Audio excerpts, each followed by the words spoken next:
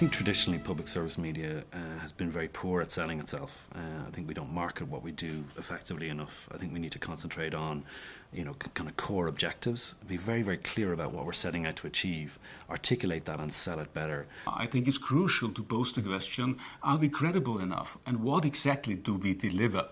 So therefore we shouldn't promise too much, but we should actually check it and prove it. So therefore the reality check for public service media is absolutely necessary if you just consider the amount of commercial competition.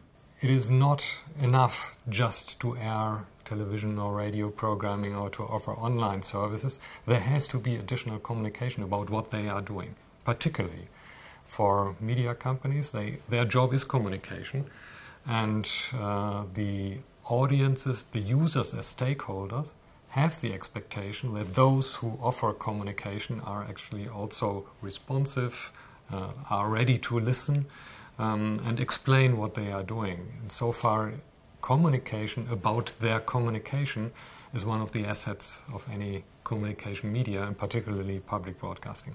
I think it's very important that public service media, first of all, gets a picture of its audience. I have the impression that sometimes they don't really understand how diverse the audience is, and that would be the first step to get to know the audience better. And the second step is certainly better transparency, which doesn't mean campaigns with posters or the publication of columns of data and figures. No, it's more a sustainable dialogue that should be fostered on various platforms. I think public service media as a whole has to open up, and we have to get out to meet the people. If people are no longer coming to us, why should they? Yeah, they have a tremendous amount of information and entertainment. I think it's a good idea to go out and not just to ask them, but to lead the debate, yeah, to participate in the discourse of quality media and simply to have new experiences. So why not? I think public service media has to be more radical and has to be definitely more adventurous in redefining itself. Our problem is not that we don't have anything to say. Our problem is that we haven't thought carefully enough about how to be heard. And I think a lot more effort needs to be devoted to developing strategies and approaches, and a variety of them, not just one, but a variety of tools in order to communicate effectively. When it comes to improving our communication measures, I think we also have some homework to do. First, we have to think about what are our messages really. And then, of course, when you know your messages and you know that they're good messages, convincing, meaningful messages, then you can think about how to communicate best. And it's important to see that we can't have one message to everyone. We have to look at our stakeholders. We have to take their perspective. How do politicians think? How do other market players think? How does the audience think? And which value is the most important to them? And then we have to think, well, do we really reach our audience with our kind of messages? And we might have to rethink.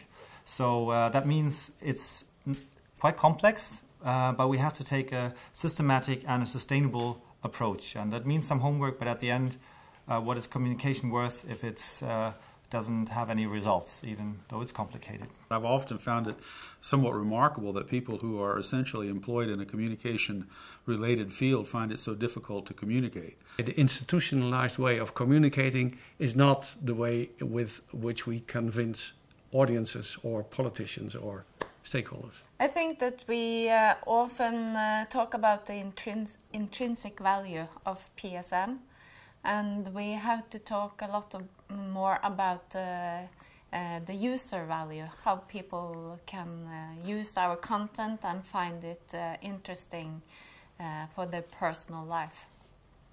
We have to change perspective from intrinsic value to user value. We have a very clear idea what needs to be done. We need to convince director generals that this is an important issue, top-level managers, and we need to help them to understand this framework, to understand why this assessment needs to be done, how to communicate, and we need to help them to organize the way they will do it. We have to develop further in the direction of openness, in the direction of dialogue, in the direction of bringing value. And this is crucial because what we see is that if we don't do that change, other organizations are already doing that. And in 5 years' time, I certainly don't know how we're going to continue to build the case with the arguments that it's proven they don't work anymore.